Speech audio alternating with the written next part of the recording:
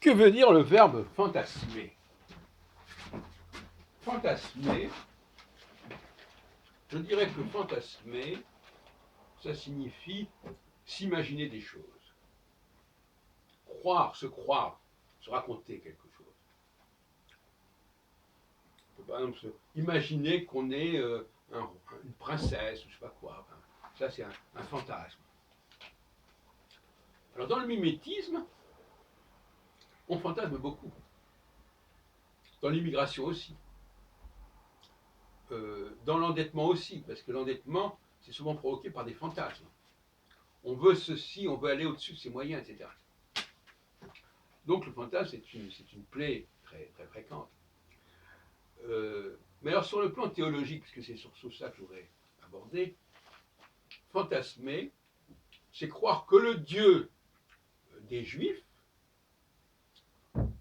il s'intéresse aux non-juifs, qu'il a une alliance avec les non-juifs. C'est tout à fait invraisemblable.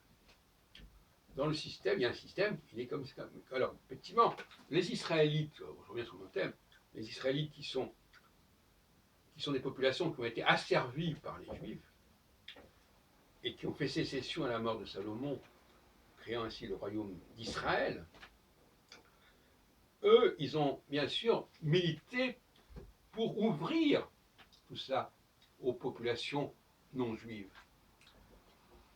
Alors ils ont inventé le 2e et 3e chapitre de la Genèse. C'est eux qui ont fabriqué ces 2e chapitres, qui utilisent d'ailleurs un autre nom de Dieu que celui que ce que Yahvé, ils disent Yahvé Elohim, un mélange d'Yahvé Elohim bizarre, qu'on trouve presque uniquement dans ces chapitres-là, qui ont été interpolés. C'est-à-dire que, on nous dit,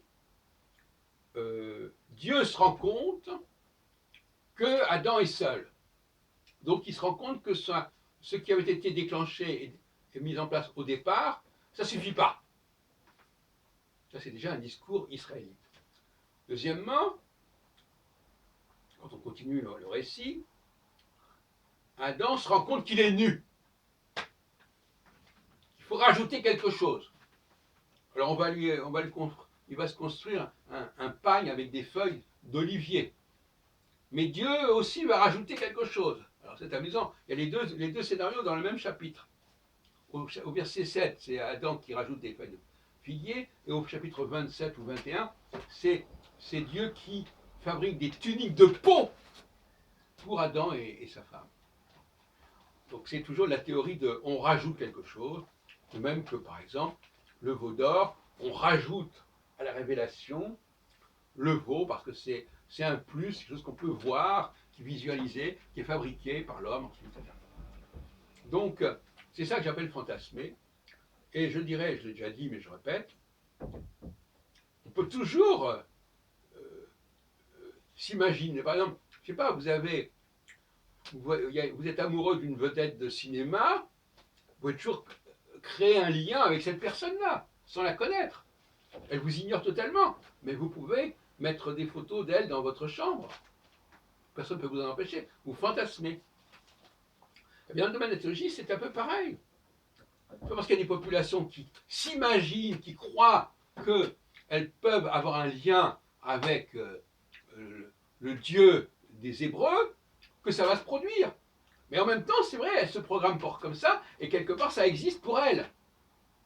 Le problème, c'est que ce Dieu n'a rien fait pour eux, pour elles, il s'en fout, hein, c'est pas son problème, il a mis en place son système, point final.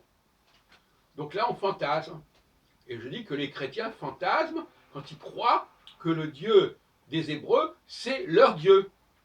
Bon, maintenant, ils ont Jésus, etc.